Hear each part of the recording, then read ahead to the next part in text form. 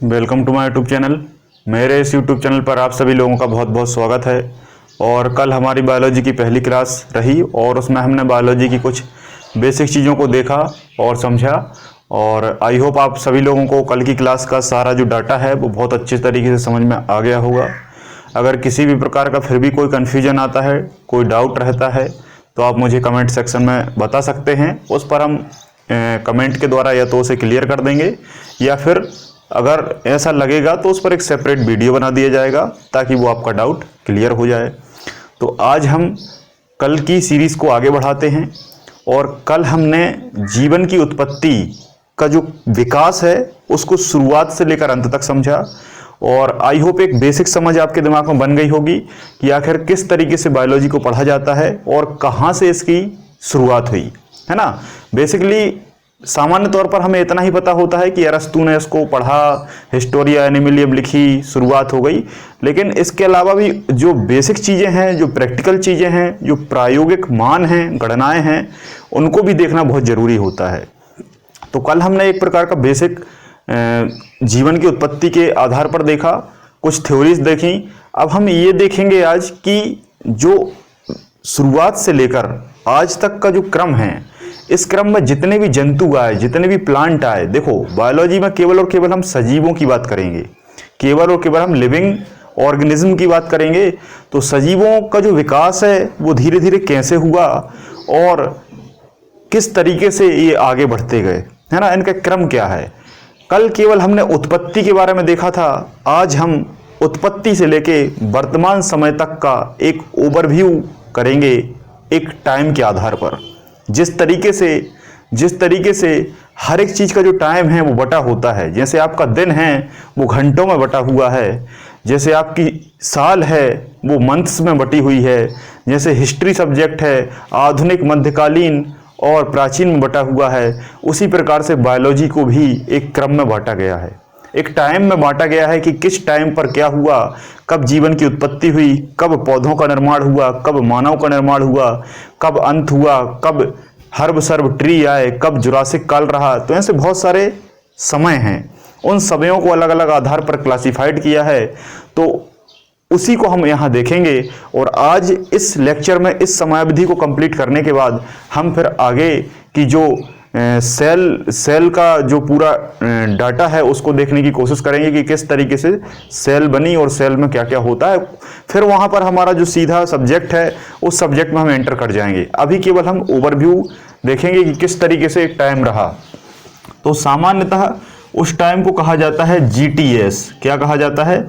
GTS का मतलब होता है जूलॉजिकल टाइम स्केल। जियोलॉजिकल का मतलब होता है भूगर्भ विज्ञान। जियोलॉजी का मतलब क्या होता है? भूगर्भ विज्ञान। मतलब कहने का मतलब ये है कि प्राचीन समय में विज्ञान के आधार पर कौन कौन सी घटनाएं हुई, क्या क्या हुआ, उन सभी का इस टाइम के आधार पर जो लेखा जोखा है वो जियोलॉजिकल टाइम स्केल में रखा जाता है। ठीक है, तो इसमें आपको ज़्यादा डिटेल में नहीं जाना। वैसे टाइम स्केल तो बहुत बड़ा है, इसको अगर आप पूरा पढ़ेंगे तो मेरे ख्याल से लगभग कुछ नहीं तो 1 महीना लग जाएगा। लेकिन आपको जियोलॉजिस्ट नहीं बनना है, आपको केवल यहाँ पर कंपटीशन निकालना है। तो यहाँ पर हम इतना पढ़ेंगे कि आपकी समझ भी बन जाए, आप ये समझ भी जाएं कि किस तरीके से स्टार्ट हुआ और आज तक का ये समय चल रहा है और क्वेश्चन कहाँ से आते हैं, तो हम उनको पकड़ने की कोशिश करेंगे। ठीक है, तो आज ये जो GTS है, जियोलॉजिकल टाइम स्केल है, ये टाइम स्केल को सामान्य तौर पर 5 भागों में बांटा है। फर्स्ट, सेकंड, थर्ड, फोर्थ और 5। जैसे आपका जो ईयर है वो 12 महीने में बटा होता है, उसी तरीके से जो विज्ञान का पूरा टाइम ड्यूरेशन है उसको 5 भागों में बटा है। पहला भाग कहलाता है आर्कियोजोइक इरा, दूसरा कहलाता है प्रोटीरोजोइक इरा, पैलियोजोइक इरा, मीसोजोइक इरा और सीनोजोइक इरा। इरा का मतलब होता है महाकल्प। क्या होता है? महाकल्प। कल्प का मतलब होता है कालखंड का मतलब होता है समय अवधि, कि उस समय अवधि में क्या क्या हुआ। और सामने लगा है महा का मतलब एक विशाल समय। उस विशाल समय में इस संसार में बहुत सारी ऐसी घटनाएं घटी जिस घटनाओं से इस पृथ्वी पर बहुत सारी जीवन की संभावनाएं क्रिएट हुई। और जब जीवन की संभावनाएं क्रिएट हुई तो सबसे पहले पानी में जीवन की उत्पत्ति हुई, सेल बनी, सेल से फिर बहुत सारे प्लांट बने, प्लांट से बहुत सारे प्लांट की अलग अलग कैटेगरी बनी, उनमें फिर धीरे धीरे जंतुओं का विकास होने लगा। पहले बैक्टीरिया आए, वायरस आए, फिर उसके बाद बड़े बड़े एनिमल्स का निर्माण हुआ और फिर मानव का निर्माण हुआ, है ना। तो ये सारा क्रम है, उन सभी क्रमों को इन 5 महाकल्प में बांटा गया है। किसी किसी महाकल्प के अंदर और भी छोटे छोटे कालखंड हैं जिन्हें पीरियड कहा जाता है, जिन्हें पीरियड कहा जाता है। वैसे तो कंपटीशन एग्जाम में केवल और केवल इरा से क्वेश्चन बनता है ना। इनके अंदर की जो पीरियड हैं उनसे कभी आज तक क्वेश्चन नहीं बना है, लेकिन हम फिर भी उसको कंप्लीट करेंगे। वैसे देखा जाए तो पीरियड के अंदर भी बहुत सारा डिटेल होता है, लेकिन हम केवल उसे फैक्ट में देखेंगे कि भाई इस पीरियड में क्या हुआ और इसकी समयावधि क्या थी। बस केवल 2 बातें हैं, तो 200 बातें, लेकिन उतना डिटेल में हमें नहीं जाना है। तो चलिए शुरुआत करते हैं आर्कियोजोइक एरा से। तो सबसे पहला जो महाकल्प था उसका नाम था आर्कियोजोइक। तो सीधा सा पहला क्वेश्चन बनता है कि जियोलॉजिकल टाइम स्केल के आधार पर, हिंदी में लिखा आता है भूगर्भ विज्ञान समय अवधि के आधार पर पहला महाकल्प कौन सा था। पहला महाकल्प कौन सा था, तो आप क्या लगाएंगे, आर्कियोजोइक एरा। या पूछेगा कि सबसे पुराना महाकल्प कौन सा था, तब भी आर्कियोजोइक। सबसे पहले का महाकल्प कौन सा था, आर्कियोजोइक एरा। सबसे पहले समय अवधि की शुरुआत विज्ञान के आधार पर कहां से की गई है, आर्कियोजोइक एरा से। आगे पीछे करके क्वेश्चन पूछ सकता है, बात एक ही है। या फिर यह पूछ सकता है कि वर्तमान का सबसे लेटेस्ट एरा कौन सा है, तो आप लगाएंगे सीनोजोइक एरा। इसकी हम बात अभी बाद में करेंगे। इसे आधुनिक महाकल्प या आधुनिक एरा भी कहा जाता है, क्योंकि ये सबसे बाद का है। तो ये 5 हैं। तो सबसे पहले शुरुआत करते हैं आर्कियोजोइक एरा से, आर्कियोजोइक महाकल्प से। इसकी जो समय अवधि थी वो 300 मिलियन वर्ष थी। 300 मिलियन। अब 300 मिलियन बहुत ज्यादा, सॉरी 3000 मिलियन। कितना है, 3000 मिलियन है। 1 मिलियन बराबर 10 लाख होते हैं। 1 मिलियन बराबर 10 लाख होते हैं, तो 3000 मिलियन बराबर कितने होंगे, ये आप काउंट कर सकते हैं, है ना। लगभग 3.8 अरब वर्ष पूर्व की ये बात है ना। कहीं कहीं 3.8 अरब वर्ष भी लिखा रहता है। तो इतने अरबों वर्षों पहले सबसे पहले हमारी पृथ्वी पर जीवन की संभावनाएं बनी। जिस प्रकार से कल का लेक्चर मैंने आपको समझाया था, उसको आप आज बहुत बेहतर तरीके से लिंक कर पाएंगे, क्योंकि इस डायरेक्ट टाइम अवधि को अगर हम याद करने की कोशिश करते हैं तो उसे हम रटना कहते हैं, है ना। लेकिन रटना नहीं है, समझना है। और समझना कैसे है, ये उससे भी महत्वपूर्ण है ना। तो चीज़ों को एक दूसरे से लिंक करना है। इसलिए कल मैंने आपको जीवन की उत्पत्ति बताई कि बहुत सारे एलिमेंट हमारी पृथ्वी पर थे। वो सारे एलिमेंट के लिए एक ऐसी कंडीशन बनी कि उन्होंने अपने आप को एक दूसरे से इंटरेक्ट किया। इंटरेक्ट करने के बाद वो धीरे धीरे पानी में पहुंचे और जीव द्रव्य का निर्माण किया। जीव द्रव्य जैसे ही बना तो वो झिल्ली बनाने लगता है, झिल्ली बन जाती है तो कोशिका बन जाती है, और कोशिका जैसे ही बनती है तो जीवन शुरू हो जाता है। और वही जीवन शुरू होने की जो कहानी है वो आर्कियोजोइक एरा से मानी जाती है। इसके पहले भी समय था, लेकिन इसके पहले के समय को हम नहीं मानते, क्योंकि उस समय का हमें कोई प्रमाण नहीं मिला, कोई साक्ष्य नहीं मिला। और आपको पता है कि जो बायोलॉजी है, जो साइंस है, वो साक्ष्य, प्रमाण, प्रयोग, प्रैक्टिकल के आधार पर ही चलती है। तो 3000 मिलियन वर्ष की ये बात है। इतने पहले जीवन की उत्पत्ति हुई। क्या हुई, जीवन की उत्पत्ति। तो आपसे क्वेश्चन पूछा जाता है कि जीवन की उत्पत्ति किस महाकल्प में हुई, तो आर्कियोजोइक। आर्कियोजोइक कितना पुराना है, तो 3000 मिलियन वर्ष। तो जीवन की उत्पत्ति जब हुई तो कौन सा जीव बना, तो सबसे पहले क्या बना, बैक्टीरिया का निर्माण हुआ। किसका निर्माण हुआ, बैक्टीरिया, जिसे हिंदी में हम जीवाणु कहते हैं, जिसे हम हिंदी में जीवाणु कहते हैं, ठीक है।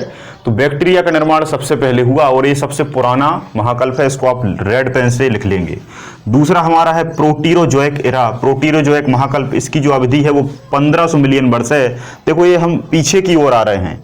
वर्तमान की समय जब आएंगे तो आज की बात होगी तो 0 समय हो जाएगा, लेकिन अभी 1500 मिलियन है ना। तो इस समय पहले यूनिसेलुलर का मतलब होता है एक कोशिकीय। क्या होता है, एक कोशिकीय। यहां पर एक कोशिकीय प्लांट और एनिमल बनने लगे। एक कोशिकीय प्लांट और एनिमल बनने लगे। यहां क्या था, यहां जीवन की उत्पत्ति हुई थी, यहां डेवलप कोशिका नहीं बनी थी। यहाँ पर डेवलप कोशिका नहीं बनी थी। उस कोशिका के अंदर जो बहुत सारे कोशिकांग होते हैं, है ना, बहुत सारे कोशिकांग होते हैं, क्या क्या होते हैं वो अभी आगे के लेक्चर में आपको पता चलेगा। तो वो डेवलप नहीं होते। जब वो डेवलप नहीं होते तो वो केवल बेसिक उत्पत्ति माना जाता है, वो उसको इसमें रखा।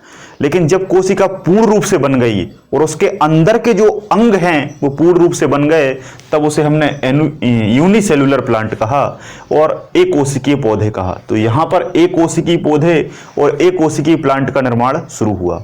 प्लांट और एनिमल का निर्माण दोनों साथ साथ में हुआ, लेकिन ज्यादातर माना जाता है कि पहले प्लांट बने, क्योंकि प्लांट हमारे बिना रह सकते हैं लेकिन हम प्लांट के बिना नहीं रह सकते।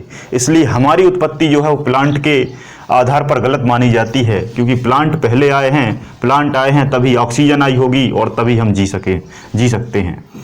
और इसमें एक चीज और याद रखना, कभी कभी पूछ लिया जाता है कि ब्लू ग्रीन एल्गी, नील हरित शैवाल का निर्माण किस महाकल्प में हुआ। ये कई बार क्वेश्चन आया है, तो आप क्या लगाएंगे, प्रोटीरोजोइक। याद रखना, प्रोटीरोजोइक और पैलियोजोइक में बड़ा कंफ्यूजन होता है, ठीक है। तो ये क्या है, प्रोटीरोजोइक है, इसमें ब्लू ग्रीन एल्गी बनी, यूनिसेल्युलर बने और इसी में फॉसिल भी पाए गए। फॉसिल का मतलब होता है जीवाश्म, जीवाश्म का मतलब होता है जीवों के अवशेष, और उनसे प्राप्त होने वाले जो अवशेष हैं जीवों के वो जीवाश्म कहलाते हैं, जिनका अध्ययन पैलेंटोलॉजी के अंतर्गत किया जाता है, और वनस्पति फॉसिल का अध्ययन पैलियोबोटनी के अंतर्गत किया जाता है। तीसरा महाकल्प है हमारा पैलियोजोइक एरा। पैलियोजोइक एरा, इसकी जो अवधि है वो 205 से 300 मिलियन वर्ष है।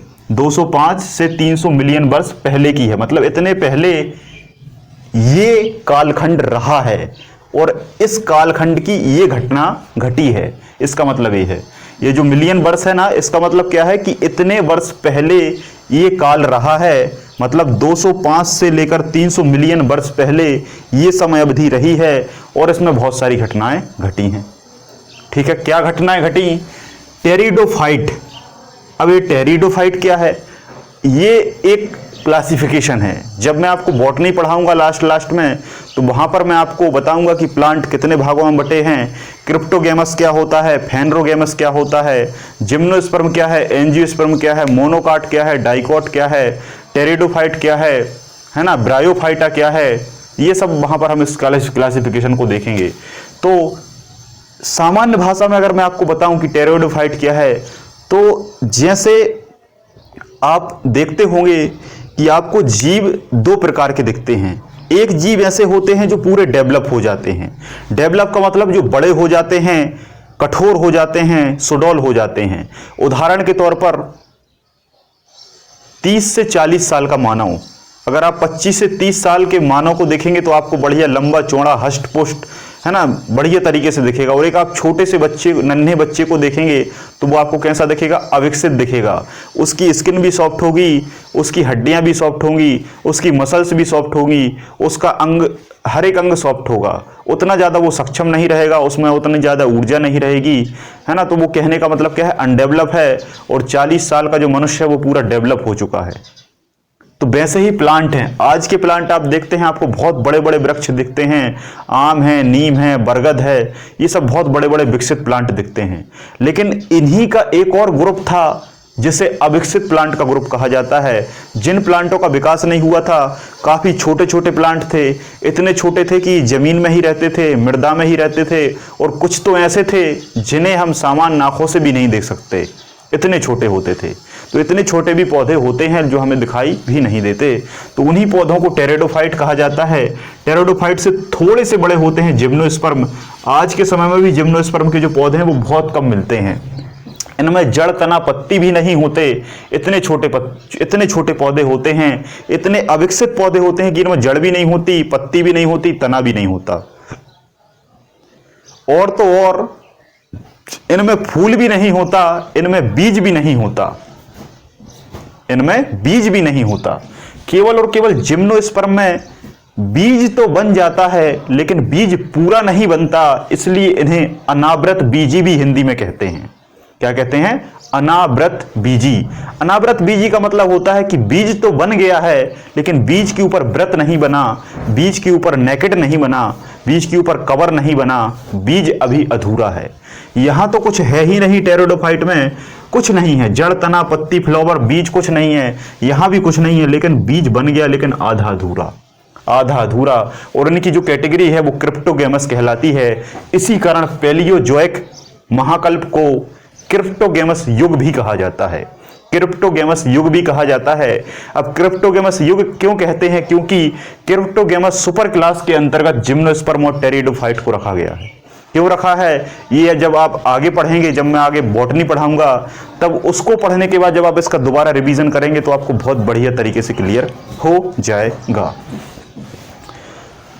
अब हुआ क्या कि ये जो पैलियोजोइक एरा था ये काफी बड़ा था, इसका जो समय है वो काफी लंबा था, इसमें बहुत सारी गतिविधियां हुई, तो फिर इसको और क्लासिफाइड कर दिया 6 भागों में। ये 6 भाग इसके 6 पीरियड कहलाते हैं, जिसमें से पहला जो इसके अंतर्गत का पीरियड है वो है Cambrian period. Cambrian period, Cambrian period में क्या हुआ? यूनिसेलुलर जीव बने, एल्गी बनी, एल्गी। अब देखो यहां आपको समझ में आएगा, एल्गी को हिंदी में कहते हैं शैवाल, एल्गी को हिंदी में कहते हैं शैवाल, और सामान्य गांव की भाषा में कहा जाता है काई। क्या कहा जाता है? काई। देखा होगा जहां पानी भरा रहता है, हरा हरा सा लग जाता है, उस पे से आपका पैर फिसल जाता है, काफी ज्यादा चिकना होता है, तो वो क्या होता है? एल्गी होती है, जैसे शैवाल कहा जाता है। आपने देखा होगा कि शैवाल या जो काई है वो हरी दिखाई देती है। हरी क्यों दिखाई देती है? क्योंकि उसमें क्लोरोफिल होता है, और कहीं ना कहीं वो पौधों के गुणों को दर्शाती हैं, पौधों को गुणों को दर्शाती हैं, और वास्तविक तौर पर वो सबसे छोटे पौधे होते हैं। काई की आपने लंबाई देखी होगी तो कितनी लंबाई होती होगी? जमीन से ज्यादा ऊपर नहीं होती, लेकिन वो पौधे होते हैं, पौधे होते हैं। ना उनमें जड़ होती, ना उनमें तना होता, ना उनमें पत्ती होती, ना उनमें फूल होता, ना उनमें बीज होता, कुछ नहीं होता, लेकिन फिर भी वो पौधे हैं। तो ये होते हैं अविकसित प्लांट। इनसे भी अविकसित टेरिडोफाइट कहलाते हैं, जिम्नोस्पर्म कहलाते हैं, वो अभी मैं आगे आपको बताऊंगा। तो एल्गी बनी, तो एल्गी अगर आपसे पूछे कि शैवाल का निर्माण कब हुआ, तो शैवाल का निर्माण कब हुआ लेगा? 510 मिलियन वर्ष पूर्व कैम्ब्रियन पीरियड में, कैम्ब्रियन पीरियड में एल्गी मतलब शैवाल बनी। दूसरा था ऑर्डोविशियन पीरियड। ऑर्डोविशियन पीरियड में देखो यहां एल्गी की उत्पत्ति हुई है, यहां शैवाल की उत्पत्ति हुई है, यहां शैवाल का विकास होने लगा, यहां शैवाल का विकास होने लगा। किसी भी चीज की जब उत्पत्ति होती है तो वो एक जगह होती है। जैसे मोबाइल की उत्पत्ति हुई, मोबाइल का आविष्कार हुआ, तो मोबाइल का आविष्कार 10-50 देशों में एक साथ नहीं हुआ होगा। जब मोबाइल का आविष्कार हुआ, पेन का आविष्कार हुआ, पंखे का आविष्कार हुआ, बल्ब का आविष्कार हुआ, टीवी का आविष्कार हुआ, कूलर का आविष्कार हुआ, तो ये एक जगह हुआ होगा, एक जगह हुआ। उसके बाद क्या होता है? उसके बाद होता है विकास। जब विकास होता है वो चीज बहुत सारी जगह डिस्ट्रीब्यूट होती है, अलग अलग स्थानों पर जाती है। तो ऐसे ही एल्गी पहली बार पानी में बनी, और पानी में जब बनी तो वो पानी समुद्र था। वो पानी कौन सा था? समुद्र था। लेकिन जो ऑर्डोविशियन पीरियड था, इसमें शैवाल वृद्धि करने लगी, शैवाल समुद्र से फ्रेश वाटर में जाने लगी, नदी में जाने लगी, तालाब में जाने लगी, पोखरों में जाने लगी, झीलों में जाने लगी, सभी तरह के पानी में ये शैवाल पहुंच गई। और कहीं कहीं तो पानी भी नहीं था, फिर भी वहां चट्टानों पर नमी के कारण भी ये उग जाती थी। तो इसका मतलब ये है। तीसरा जो पीरियड है वो है सिलुरियन पीरियड। सिलुरियन पीरियड की अवधि है 350 मिलियन वर्ष पूर्व। इसमें स्थलीय पौधों की उत्पत्ति हुई। एक बात याद रखना, अभी तक पौधों में इतनी क्षमता नहीं थी कि पौधे जमीन पर उग सकें, पौधों में इतनी क्षमता नहीं थी कि वो जमीन पे उग सकें। अभी पौधे इतने कमजोर थे कि वो पानी में ही उगते थे, पानी में ही उगते थे, पानी में ही सब कुछ करते थे। लेकिन यहाँ पौधों का थोड़ा सा विकास और हो गया और पौधे स्थल पर उगने लगे, जो कि काफी छोटे थे। अभी इतने बड़े पौधे नहीं बने जितने बरगद, पीपल, आम, नीम होते हैं। इस टाइम पीरियड का जो विकास है वो क्रम से है। आप देख पा रहे हैं यहाँ बिल्कुल छोटा था, एक सेल थी, फिर एक सेल से थोड़ी बड़ी हुई, फिर और बड़े हुए, फिर यहाँ पर छोटे बड़े पौधे हुए, फिर पानी वाले पौधे हुए, अब पानी से यहाँ पर स्थल वाले पौधे आ गए। लेकिन स्थल पर अभी बिल्कुल छोटे पौधे हैं जो शायद आपको दिखाई भी ना दें। चौथा जो पीरियड था वो था डेवोनियन। डेवोनियन पीरियड, अवधि 315 मिलियन वर्ष। इसमें फर्न बनने लगा। फर्न क्या है? फर्न एक पौधा होता है। इस पौधे की लंबाई मेरे ख्याल से लगभग इतनी होती होगी, इतनी होती होगी, बिल्कुल छोटा सा। अभी गूगल करेंगे तो आपको मिल जाएगा, इतना सा होता है। और एक बात याद रखना, ये वही फर्न है, ये वही फर्न है जिसमें सर्वाधिक गुणसूत्र पाए जाते हैं। जिसमें सर्वाधिक क्रोमोसोम पाए जाते हैं। जैसे मैं आपसे पूछूं कि आपके अंदर कितने क्रोमोसोम हैं, तो आप बोलेंगे 46 क्रोमोसोम हैं, जो कि 23 जोड़े में हैं। ठीक है, तो सर्वाधिक जो क्रोमोसोम है वो इसी फर्न में होते हैं। अब आपके दिमाग में क्वेश्चन आ रहा होगा कि कितने होते हैं, तो इसमें 1260 क्रोमोसोम होते हैं। 1260 क्रोमोसोम होते हैं। अगर आपसे जोड़े में पूछे तो 630 क्रोमोसोम होते हैं। 630 क्रोमोसोम होते हैं। और सबसे कम क्रोमोसोम ऑस्ट्रेलियन चींटी में होते हैं, जिसमें 1 क्रोमोसोम होता है। ये अभी हाल फिलहाल में खोजा गया है। वैसे बहुत सारी बुकों में एस्केरिस लिखा हुआ है, एस्केरिस, है ना। एस्केरिस में 2 क्रोमोसोम होते हैं, और यही अभी तक का सही आंसर था। लेकिन होता क्या है कि सबसे कम क्रोमोसोम आपसे नहीं पूछा जाएगा, क्योंकि बहुत सारे लगभग 6-7 प्रजातियां पौधों की हैं, 1-2 प्रजातियां जंतुओं की हैं जिनमें क्रोमोसोम समान हैं। लेकिन ज़्यादा आपसे पूछे तो आपको क्या लगाना है, फर्न। वैसे फर्न ऑप्शन में नहीं आता, ऑप्शन में आता है ऑफियोग्लोसम। ऑप्शन में क्या आता है, ऑफियोग्लोसम, क्योंकि ऑफियोग्लोसम ही इस फर्न का सही नाम है। फर्न तो हम ऐसे सामान्य भाषा में कहते हैं। तो फर्न जैसे पौधों का निर्माण होने लगा, और यहाँ पर जो युग था वो कैसा था, गर्म युग। अगर आपसे गर्म युग पूछे तो आप लगाएंगे डिवोनियन पीरियड को गर्म युग कहा जाता है। इसके बाद कार्बोनीफेरस पीरियड आया। कार्बोनीफेरस पीरियड की जो अवधि है वो 225 मिलियन वर्ष है। इसमें जिम्नोस्पर्म बनने लगे। यहाँ पर मैंने जिम्नोस्पर्म लिख दिया था, लेकिन यहाँ पर जिम्नोस्पर्म इसके अंतर्गत इस कैटेगरी में आएगा। जिम्नोस्पर्म बना, बीज का निर्माण होने लगा, यहाँ पर बीज बनने लगा, और यहाँ पर अब गर्म से जलवायु आर्द्र की ओर ट्रांसफर होने लगी। अब गर्म थी, अब धीरे धीरे आर्द्र होने लगी, मॉइस्चर होने लगी। अंतिम है इसमें Permian period. Permian period 250 million वर्ष पूर्व है। इसमें साइकस बनने लगा। साइकस, पाइनस, एफेड्रा आपने सुना होगा, नहीं सुना तो बॉटनी में आपको पढ़ाऊंगा। कॉनिफर प्लांट बनने लगे, और वातावरण ठंडा हो गया। वातावरण कैसा हो गया, ठंडा हो गया। एक बात याद रखना, ये वही साइकस है जिस साइकस से साबूदाना तैयार किया जाता है। उपवास, फास्ट वगैरह में आप जो साबूदाना खाते हैं, बहुत सारे लोगों को पता नहीं होता कि साबूदाना किससे बनता है। मैं भी जब छोटा था तो मेरे भी घर पे बताया जाता था कि साबूदाना जड़ से बनता है ना, साबूदाना कंदमूल से बनता है, और मैं समझ नहीं पाया। फिर मैंने बाद में बहुत सारी पुस्तकों को पढ़ा, और मुझे पता चला कि जो साबूदाना है वो साइकस से बनता है। साइकस एक जिम्नोस्पर्मिक प्लांट है, जिसकी प्रजाति होती है साइकस रिवोल्यूटा, तो उससे साबूदाना तैयार किया जाता है। चौथा जो हमारा महाकल्प है वो है मीसोजोइक। ये 200 मिलियन वर्ष था। इसमें जिम्नोस्पर्म के साथ साथ एंजियोस्पर्म का निर्माण होने लगा। अब आप कहेंगे जिम्नोस्पर्म तो ठीक है, ये एंजियोस्पर्म क्या है? तो कुछ नहीं है। जैसे जिम्नोस्पर्म में बीज नहीं होता, बीज अच्छे से नहीं होता, लेकिन एंजियोस्पर्म में कंप्लीट बीज बन जाता है, कंप्लीट बीज बन जाता है। इन्हें हम हिंदी में अनावृत बीजी कहते हैं, इन्हें हम हिंदी में आवृत बीजी कहते हैं। मतलब बीज तो होता है लेकिन इसमें आवृत नहीं होता, इसमें आवृत बन जाता है, मतलब ऊपर का कवर बन जाता है और बीज मजबूत हो जाता है। ये भी 2 भागों में बटा है। पहला है ट्रायसिक। ट्रायसिक में जिम्नोस्पर्म बना, जड़ों का विकास होने लगा, ठीक है। दूसरा है जुरासिक पीरियड।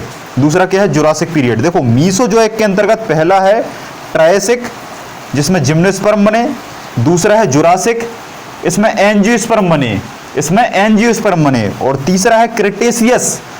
क्रिटेशियस 125 मिलियन वर्ष, इसमें एंजियोस्पर्म का विकास होने लगा, उत्पत्ति भी हुई और विकास भी होने लगा।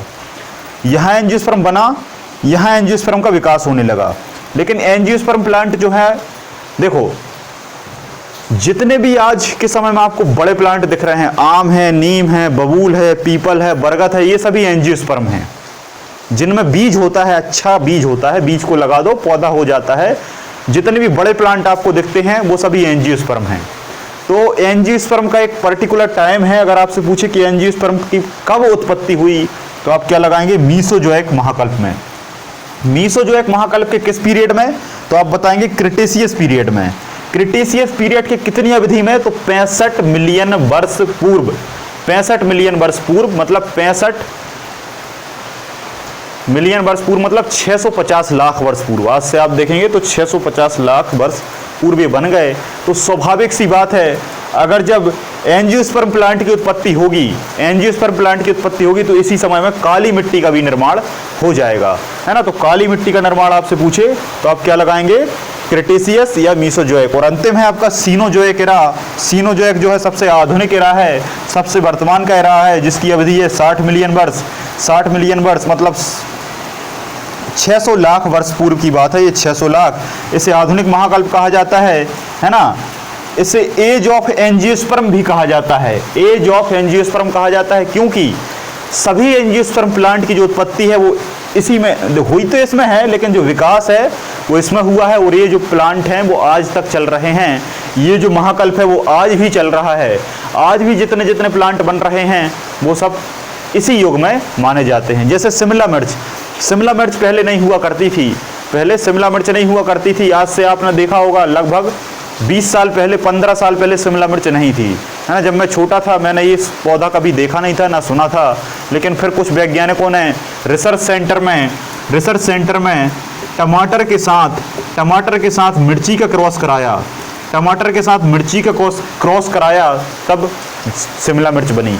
शिमला मिर्च को अगर आप गौर से देखेंगे तो उसमें आपको टमाटर के गुण भी देखने को मिलेंगे और मिर्ची के गुण भी देखने को मिलेंगे। तो कहने का मतलब यह है कि दोनों के जेनेटिक कोड को मिला के एक नया पौधा बना दिया। तो ऐसे हजारों पौधों का निर्माण हुआ किसमें, इस युग में, इसलिए इसे एज ऑफ एंजियोस्पर्म कहा जाता है।